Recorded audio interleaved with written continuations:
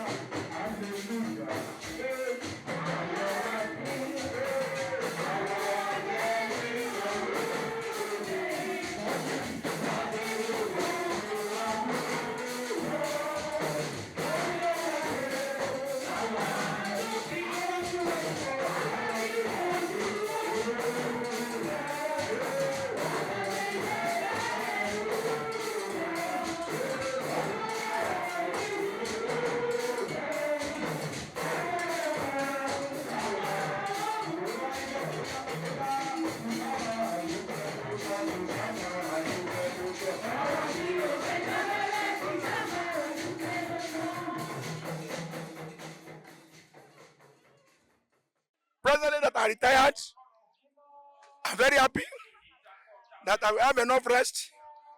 I will have time to monitor activities of my children, to have time to pray for my children, to have time to give them a fatherly advice in the area of job, because a lot of people involved in crime because they don't have parental care. A lot happen to commit a crime innocently, knowing that what he's doing is a crime. But with my being at home now, I'll be able to be telling them this is right, this is wrong, this is this. And my wife also will have enough time to enjoy me.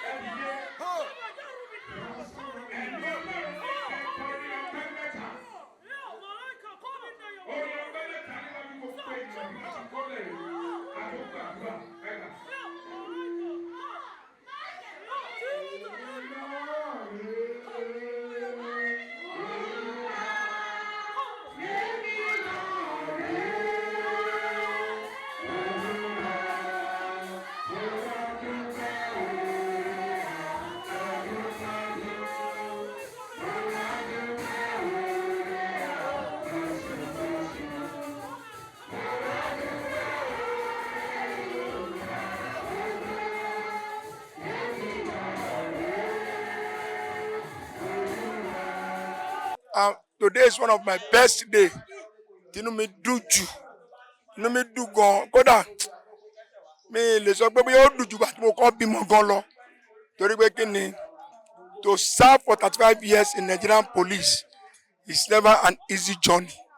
Mo mọ iye ẹni tó ti sọnù, mo mọ iye àwọn tó gbé innocently wọ́n dèrò ẹ̀wọ̀n lórí pé wọ́n misfire. Mo mọ iye ẹlòmíì tó máa lọ fún investigation tó yẹ pé I come across accident. None of all this issue happens to me underground. In fact, inú mi dùn kọjá mọ́ èrò. I'm the happiest man. Tí wọ́n bá gun mọ́tò gbanú mi sìn, ibi tó free day, ọlọ́mọ ẹgbẹ́ gba ní accident ibi tí tọ́ mi land.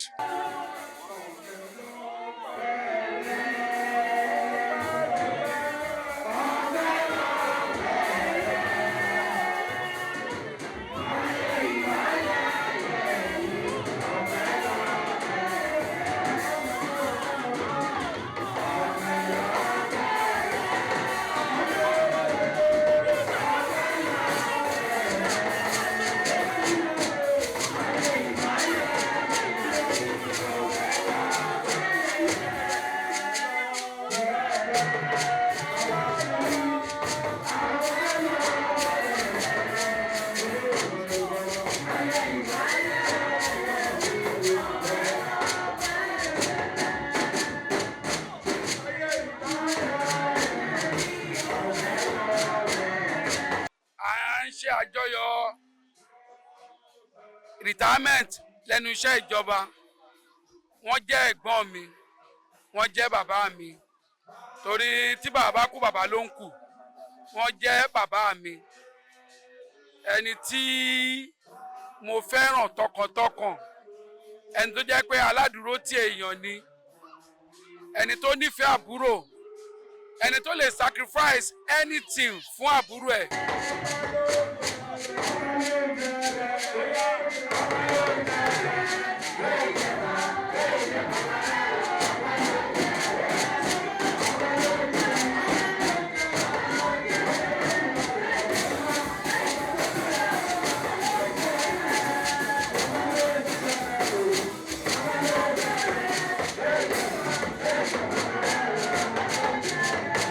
Wọ́n jẹ́ èèyàn pàtàkì nínú ìjọ yìí, tó yẹ pé wọ́n jẹ́ kan láwọn tó jẹ́ kí ìjọ yìí kó dúró.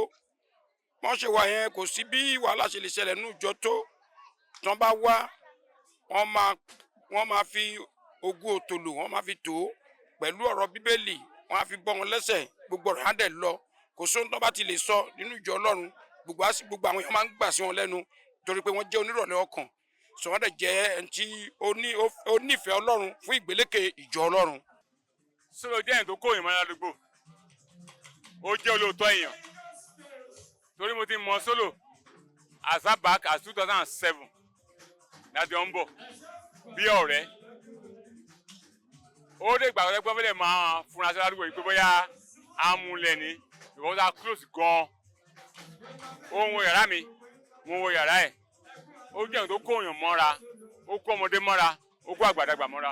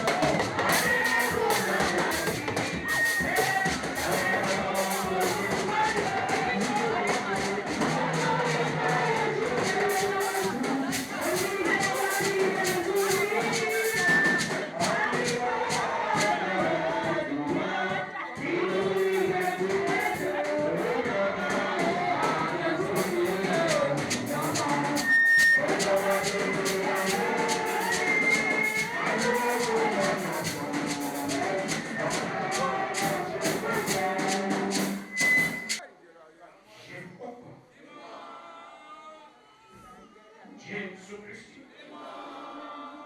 Holy Michael. Ọlọ́run gbogbo àgbáyé. Ọlọ́run ìjọ mímọ́. Ọlọ́run gbogbo ẹ̀mí ènìyàn. Àdúpẹ́ lọ́wọ́ rẹ. Fún ìrìnàjò tọ́mọ rẹ ti rìn nínú ayé àti lẹ́nu iṣẹ́. Fún àìmọye ọdún. Àkókò tó fẹ̀yìntì láyọ̀ àti àlàáfíà. Ó jẹ́ kó rògbò ìdádúró òjijì.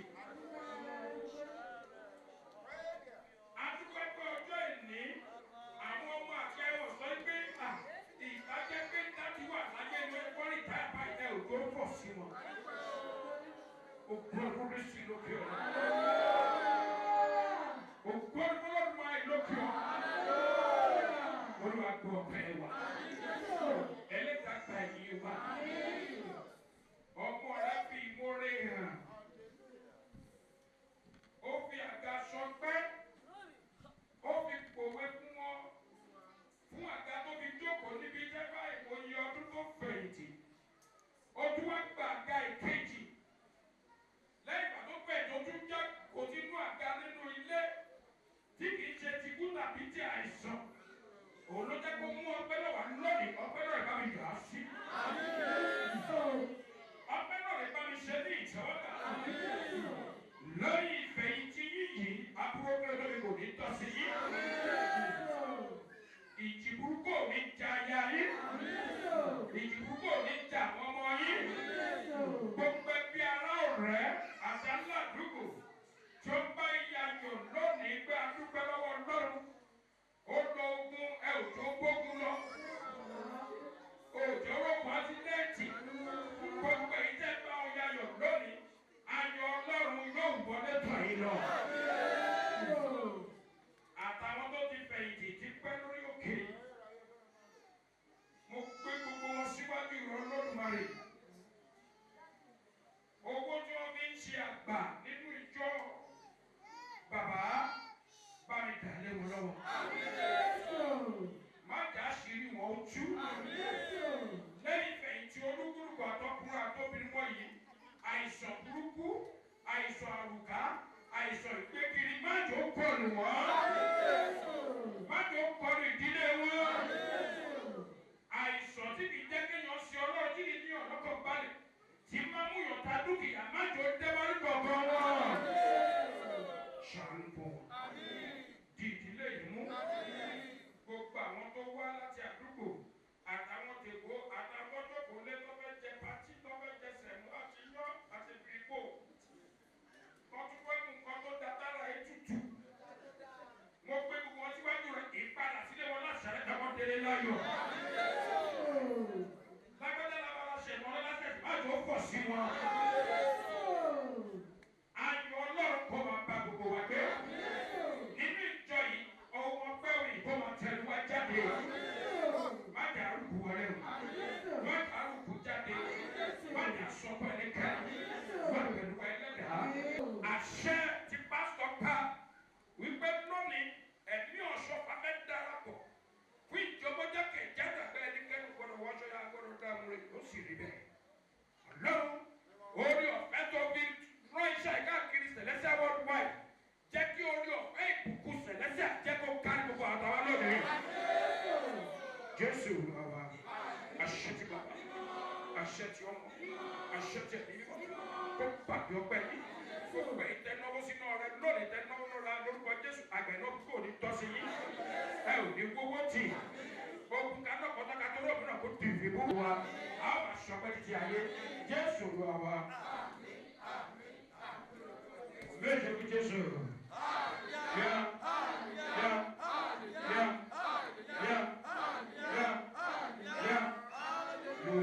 Ọlọ́run ló ní gbogbo ògo, Ọlọ́run ló ní gbogbo ìyìn. Inú mi dùn purposely because kì í ṣe gbọ́n àwọn tọ́jọ́ bẹ̀rẹ̀ náà ló fẹ̀yìntì. Ìmí ti rí kú òjijì yé, ìmí tí ó ti amúrọ̀bà ti yìnbọn fún, ìmí ó ti rẹ́wọ̀n yé, but àwọn tó wọṣẹ́ náà láyọ̀ tí wọ́n tún fẹ̀yìntì láyọ̀ kì í ṣe mímọ̀ ṣe wọn, kì í ṣe agbára wọn, bí kò ń ṣe pé orí ọ̀fẹ́ ọlọ́run á ní ọlọ́run tó rí gbà. Inú mi dùn pé ọjọ́ ìní ṣojú gbogbo wa. Mo máa ń gbàdúrà kan pé àwọn ni ó fi ọwọ́ wọn gbẹ̀tọ́ wọn. Ọlọ́run dẹ̀ jẹ́ kádúrà yìí wá sí ìmúṣẹ pé àwọn ló fi ọwọ́ wọn gbẹ̀tọ́ wọn. Kì í ṣe pé wọ́n pe ìyàwó àtọmọ pé wọ́n kọ́ wá gbẹ̀tọ́ wọn. Ògo ni fọ́lọ́run. I give glory to God because I'm able to deliver my job. And people around me today, most of them are people I discharged my lawful duty for because I'm fully into recovery of stolen vehicle. And I recovered a lot of stolen vehicle through the assistance of Almighty God. I've recovered over 400 stolen vehicles, different type in this country. And as Nigeria is 36 with Abuja, I've traveled 32 states, including Abuja. And I've never a day have an accident. Only I have people wanted to attack, but God take control. That's why I have to give thanks and joy and happiness to God for all what He has done for me in the job. Inú mi ti ẹ̀dùn púpọ̀ wípé ìrìnàjò yẹn ń ṣe ìrìnàjò tó kéré, ìrìnàjò 35 years kan tó fẹ̀yìntì àìmọye ogun tó máa ti là kọjá.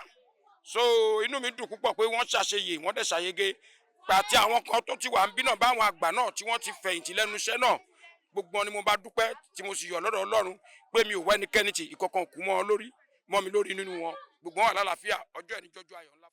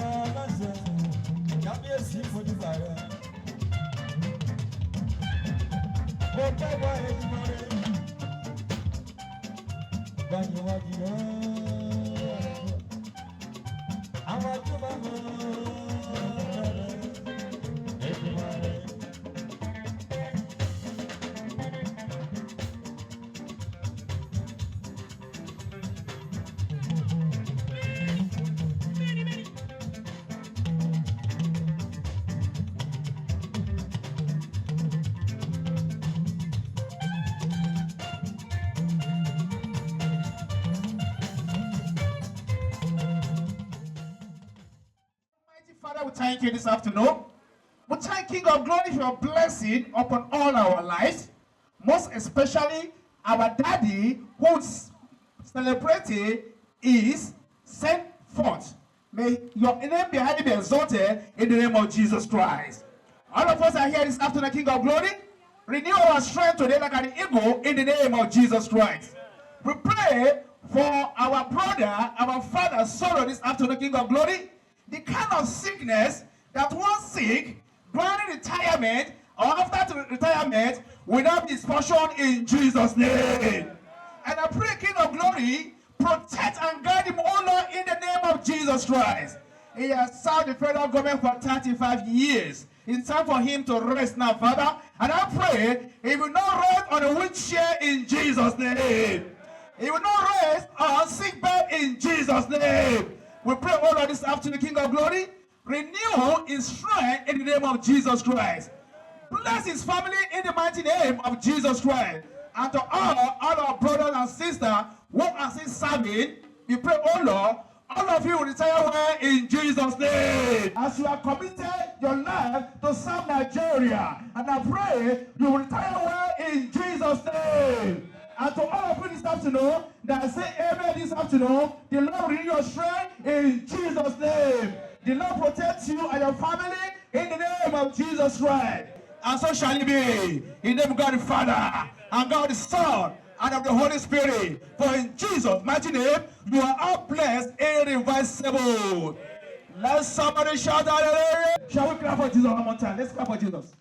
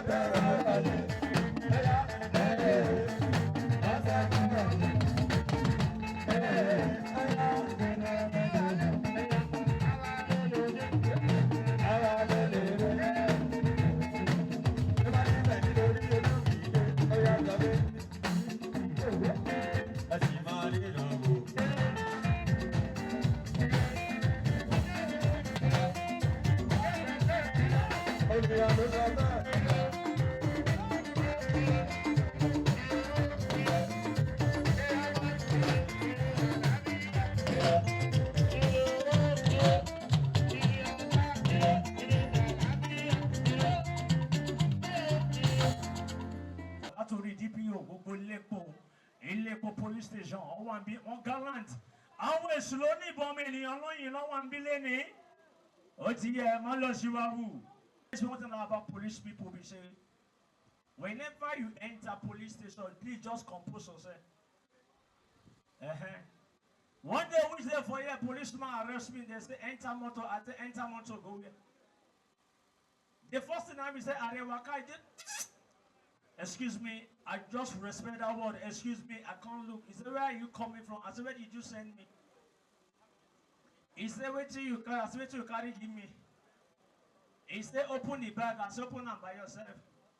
I said, open. I said, no, don't go implicate me. Me, I open them. I said, I can't carry my clothes, my shoe, everything. What is that about the show? He said, which work you they do? I said, I be marketer. I they do sales. I they do promo. I they do present.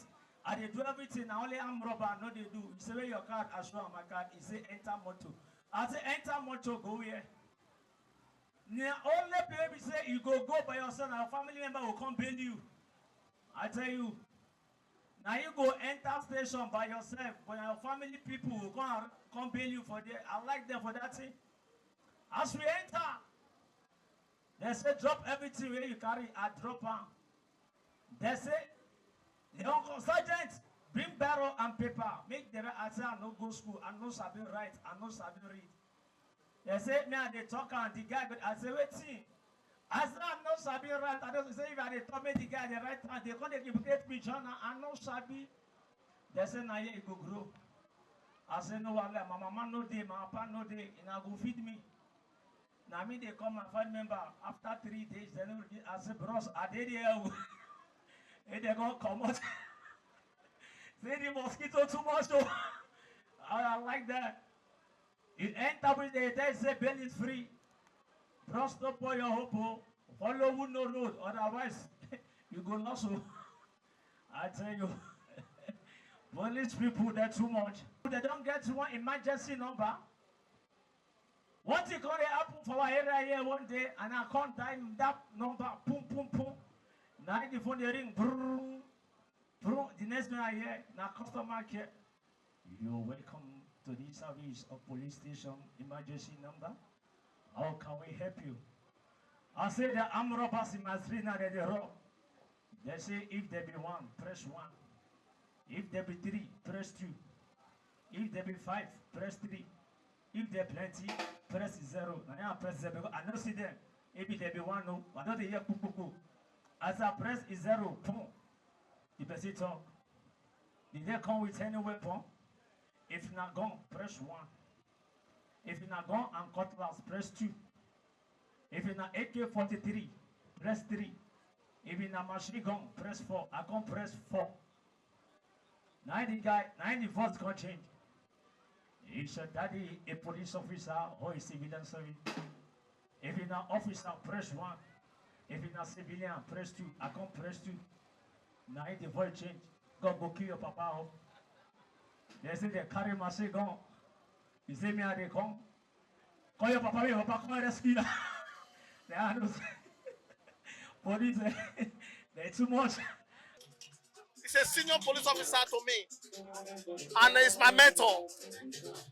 This man you are seeing today, that is retiring today, is a man of political intimacy. He's a man that is to be reckoned with. This man, he has done something conspicuous in the stage of supererogation. In police cycle, he's an icon. Solo taught me how to do police work. But today he's retiring. I am joyous. And I want to retire like him. He's a great man. Standing ovation as a welcome. My father, my mentor, my brother, my uncle, retired superintendent of the Nigerian Police Force, Olumide Solomon Century. Put your hands together, please.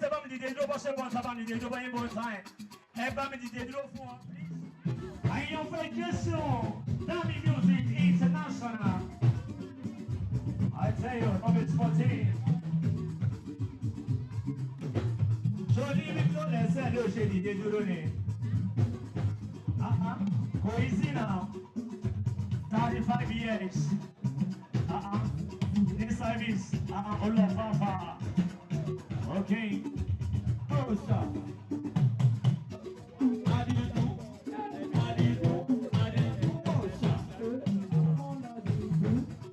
Alright.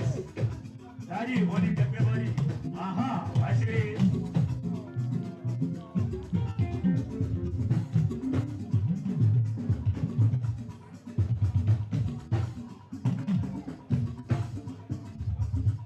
Hey.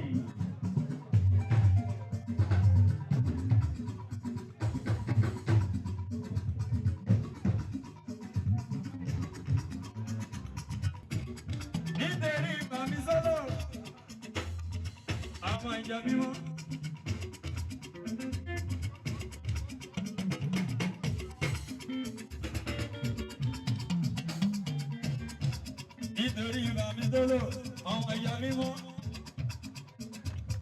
Orí ajẹ́ kó ayé wọn sọ fún wọn wípé ọ̀nà tó lọ ló gbá ṣòro. Nítorí bàbí sọ́lọ́ láti ṣe ìṣẹ̀lẹ̀. Ẹ̀jẹ̀ bá gbé bá fún wa tàbí pátọ̀, àwọn àti gbowó yẹn jọ. Ọ̀nà rẹ̀ ti gbà tó àwọn àtàrí alágbàtọ̀ aláìdàgbà wọ́n yóò fi nà wọ́n ká ṣe ìrora. Ìgbà wọn tó lọ́lùwà àbí ọ̀pọ̀lọpọ̀ láyé. Ọ̀yá wọn ní pé èsì yóò ti ti ayé kò níyàn sẹ́.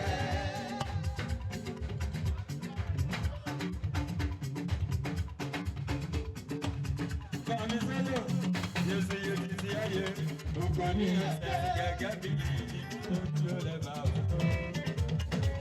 Gbogbo ní ẹsẹ̀ gbàdúrà fún mi, gbàdúrà fún mi bàbá. Gbàdúrà fún mi bàbá.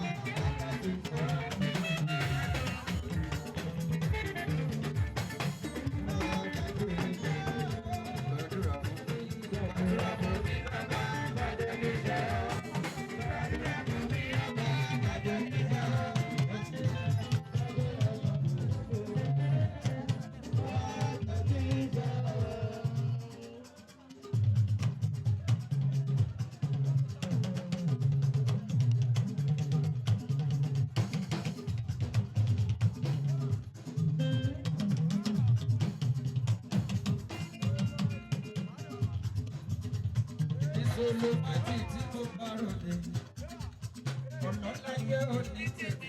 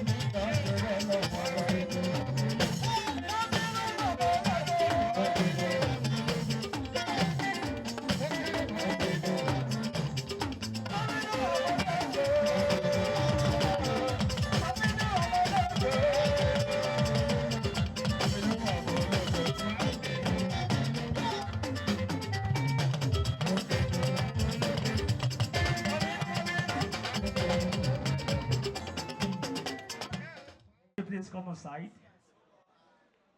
Daddy? Daddy? This is the knife. Daddy? I don't know your age now. I don't know your age now. But I will start from 60. Daddy, I will start from 60, 65, 70, 80, 85, 90. Number to party when you fellow Lori Laye Nike. Daddy, are you ready? Daddy, are you ready? Daddy, I want to start from 60, 65, 70, 75, 80, 85. Number to Bawan Nike, number to party Gilema Lori Baye.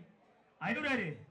60, 65, 70, 75, 80, 85, 90, 95, 100, 105, 110, 115, 120, 125, 130, 135, 140, 140! Put your hands together! 140! 140! Daddy, do you know what Daddy choose 140? More 40. More 40 ni o se gele 140. Emi mo ma 40. To ba la won le won ni 4. O pe 140. Mo 40 lo nje be. Put your hands together for Daddy once again. Put your hands together once again. Àṣẹ àsọtẹ́lẹ̀ mi ni wípé bí wọ́n ti fẹ̀yìntì lónìí mo kọ́kọ́ béèrè fún ẹ̀mí gígùn àti àlàáfíà tó péye. Jehovah yóò bá fi dá wọn lọ́lá. Lẹ́nu àánú Ọlọ́run èyí tí wọ́n fi ń lo ìrìn àjò ayé yìí lẹ́yìn fẹ̀yìntì. Àánú Ọlọ́run téèyàn fi ń jẹun ọmọ. Àánú Ọlọ́run téèyàn fi ń ní fọkànbalẹ̀. Jehovah yóò bá mi darí rẹ̀ sí wọn. Bẹ́ẹ̀ ni yóò rí. Jésù Olúwa wa. I pray for him that he will not die young. He will not die because he retired. This is a sky is a stepping stone for him. Now he has retired, he's not tired. He's still going to work. We are still going to use him. Police is still going to look for him because I know he's a great man. Ọlọ́run ti ń bẹ tẹ́mi rẹ̀ ń bẹ. Lẹ́yìn rìtámẹ́ǹtì yìí, wọn ò ní rìtáyà sí ikú, wọn ò ní rìtáyà sí àìsàn, wọn ò ní rìtáyà sí ìbànújẹ́.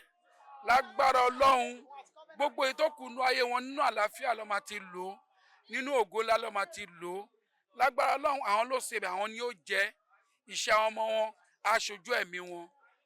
Ẹni ẹlẹ́ni ò ní gbà ṣe wọn ṣe o. Lágbára Ọlọ́run, wọ́n ti ṣe làálàá lọ́tùn lósì. Àsìkò kórèrè, wọ́n á fi ayọ̀ kó èrè náà, wọ́n á fi ìdùnnú kó èrè náà, wọ́n á fi fọkànbalẹ̀ kó èrè náà. Nígbà tí èrè náà bá ń wọlé, wọn ò ní jẹ́ lórí wheelchair, wọn ò ní jẹ́ lórí hospital bed.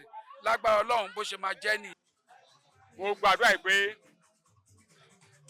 lẹ́yìn ìdámẹ́tì mi mo fi ara rí táyà òun náà fi ara rí táyà lẹ́yìn ìdámẹ́tì tèmi mi kábàámọ̀ òun náà ní kábàámọ̀ kò ní dà sí kú lọ́wọ́ kò ní dà sárùn lọ́wọ́ ìgbà ilé à máa lé sí àwo ilé à máa lé sí ara ẹ̀ á yá kò ní ṣe inú àìsàn kò ní àárẹ̀ lágbára Ọlọ́run. Àwọn tí tó pọ̀ ní sí all the police officers in the building, all the police officers in the building. Oya, ẹ máa bọ̀ ń ta ká bá bàbá solo. Mo ló ní kẹrẹ́wò. Dádì mi, ẹ máa bọ̀ mí. Ẹgbẹ́ fẹ̀yìntì iṣẹ́ tẹ ṣe látòwúrọ̀ ìjọba lẹ́yìn. Bàbá ti gbé yín lókè, kò pa yín sẹ́ni tẹ́. Ó ti wá gbé yín lókè. Èmi ṣàṣeyẹ. Èmi wá jẹ́ ní diamond. Ó yẹ kí n gbé tàbí dúpẹ́ fọ́ lọ́hùn ọba òun. Sọ wípé. All the police officers, hey, you know, come by. All the police officers, please. Òṣìṣẹ́ látọ̀dún tó ti wá. Òṣìṣẹ́ mi jẹ́. Bàbá tún gbé àlejò. Ojú parí iṣẹ́. Bàbá tí wọ́n dé ẹ̀ ládé. Wọ́n ti sanwó rìtáyà láti fún ẹ. Ó ṣe é lórí àdìrọ̀bà tó bá ẹ̀ sí sọ́tẹ̀. Òwò olúwa ló ń sọ̀rọ̀.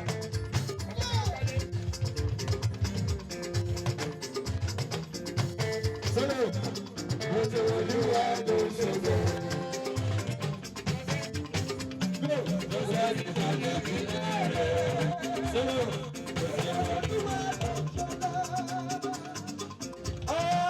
Ẹ̀wà bá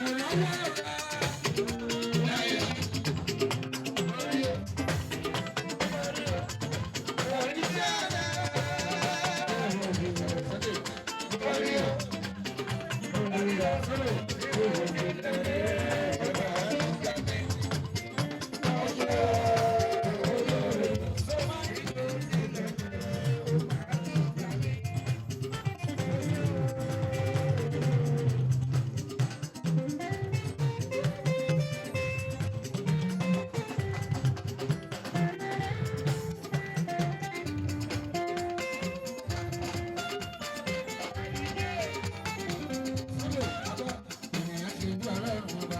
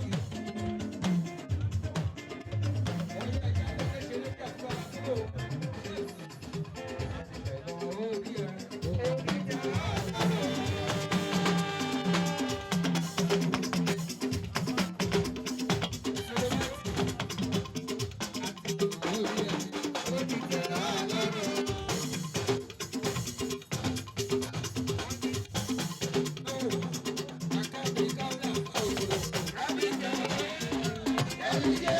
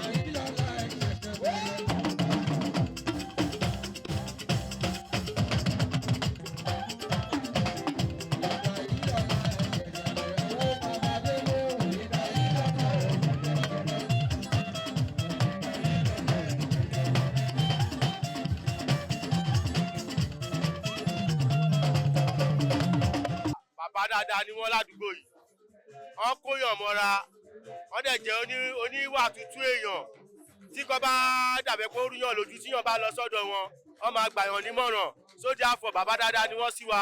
wọ́n lá pé bàbá jẹ́ èèyàn gidi àwọn dẹ̀ tún ní bàbá ẹgbẹ́ wa nítorí gẹ́gẹ́ bí bàbá tó kọ́ ọmọ wẹ́wẹ́ jọ ṣe mọ̀ tíyàn bá wà nílùú tíyàn bá fojú wolẹ̀ láàrin àwọn àgbàlagbà tó wà nílùú àwọn àgbàlagbà wọn pọ̀ lóríṣiríṣi àwa rí pé òun dá yàtọ̀ láàrin gbogbo àwọn àgbàlagbà tó wà nínú ìlú yìí ó kọ́ ọmọ wẹ́wẹ́ jọ ó fà wá mọ́ra nǹkan ẹ̀yọ̀kan tó dẹ̀ máa ń sọ ni pé kò fẹ́ ìwà jàǹdùkú àbí bí ìwà ìpátá bí ìwà kéèyàn jalè ṣùgbọ́n wọn tó bá jẹ́ ọmọ gidi tó mọ̀ pé ọmọ gidi ni ó máa fà ẹ́ mọ́ra ó dẹ̀ jẹ́ bàbá kan tó máa ń fún wa ní àmọ̀ràn nípa ti ilé ni o àbí nípa iṣẹ́ ni o bí nǹkan yẹn bá ṣe ń lọ ṣá anything tó bá dọ̀dọ̀ bàbá yẹn ó máa tú ẹ sọ́nà ni so bí bàbá ṣe jẹ́ ni ẹ̀ ìdí nìyẹn tá a wá ṣe owó pé yẹn sà kí ni nǹkan tá a lè fi mọ rírì bàbá yìí a wá fi wọ́n jẹ bàbá ẹgbẹ́ wa matron ẹgbẹ́ wa wọ́n dẹ̀ accept wa láti ìgbà náà tó ń ti kó wa jẹ àwa náà jábọ́ lẹ́yìn wọn àwọn náà dẹ̀ yé pọ̀n wá reason tá a ṣe fi ìdùnnú wa hàn pẹ̀lú nǹkan tó ń ṣe yìí ni.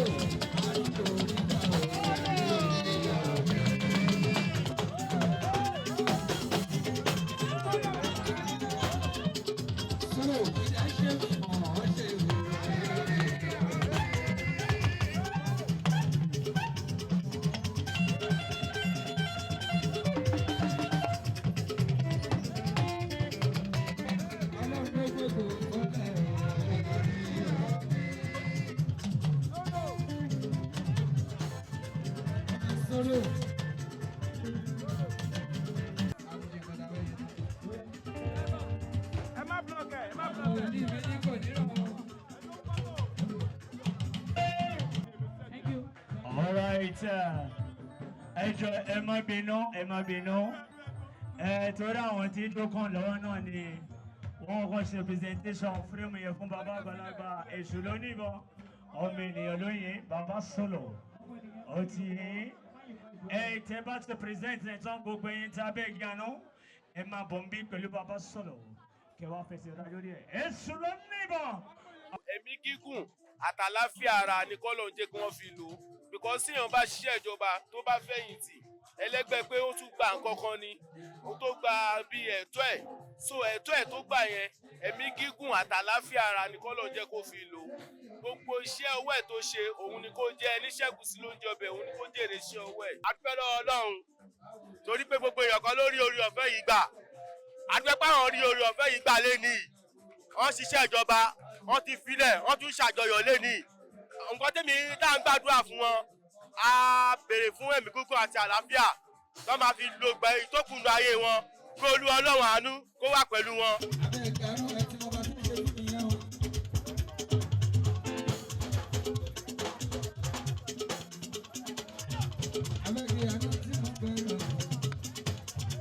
Pariwo sókè díẹ̀ láì ṣe báyìí, ọlá Olúwa, ọlá Olúwa.